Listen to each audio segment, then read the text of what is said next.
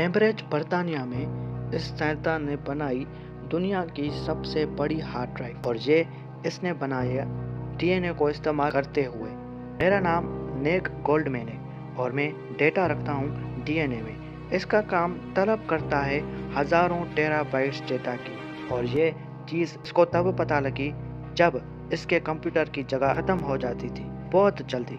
तो इस वजह से इसने ये सोचा क्यों ना डेटा रखें डीएनए के सेल्स में। इसने तब्दील किया डिजिटल फाइल को डीएनए कोड में। असल में नेक ने तब्दील किया डीएनए को बहुत छोटे हार्ड ड्राइव में, तो आपको नज़र भी नहीं आएगी डीएनए से। आप इसमें रख सकते हैं लातादाद फिल्म्स, ऑडियो और फाइल्स हमेशा के लिए।